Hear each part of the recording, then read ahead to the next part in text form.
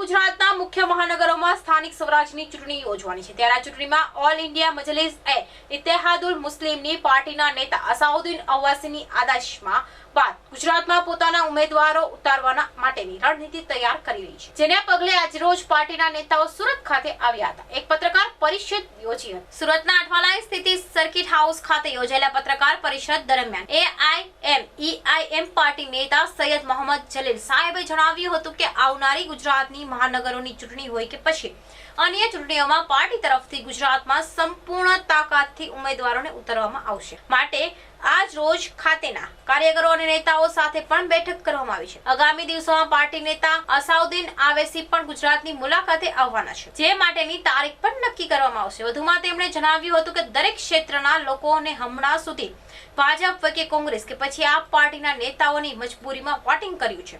પહેલા કોઈ વિકલ્પ નહોતો પરંતુ હવે BTB અને AIM પાર્ટીના વિકલ્પના રૂપમાં ગુજરાતમાં આવી રહી છે। આ પાર્ટી માત્ર મુસલમાનો નહીં પરંતુ દરેક સમાજના લોકોને સાથે લઈને ચાલવાવાળી પાર્ટી છે અને હાલ હવે તે જ નિર્ણય લઈ ગુજરાતમાં આવી રહી છે। દરેક જ્ઞાતિ અને ધર્મના લોકો પાર્ટી તરફથી અપીલ કરવામાં આવે છે કે ગુજરાતમાં એક વખત ચોક્કસથી મોકો આપવામાં આવે।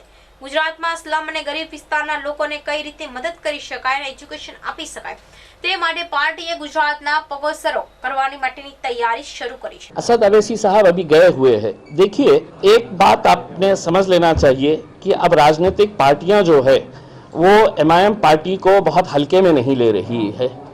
जैसा ये था कि बिहार में जब हम गए तो सबने यही कहा है, मीडिया के ऊपर स्टोरी चलाई गई कि अब ये बिहार के अंदर भी आ गए। बिहार में भाई 250 सीटों में से अगर 20 सीटें भी जहां पर हम ताकत रखते हैं वहां पर अगर हम नहीं लड़ेंगे तो फिर हमने क्या करेंगे। और हमने लड़े तब हमको जाकर वहां पर कामयाबी मिली।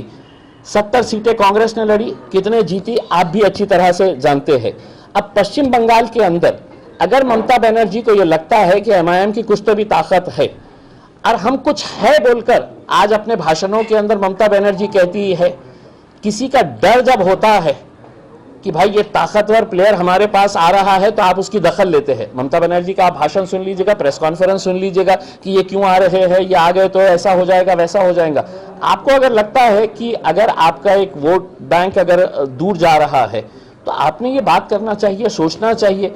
अगर BTP यहाँ पर अलायंस कर सकता है, मायावती अगर हमारे साथ है तो बिहार के अंदर अलायंस कर सकती है, तो ममता बनर्जी को किसने रोका है।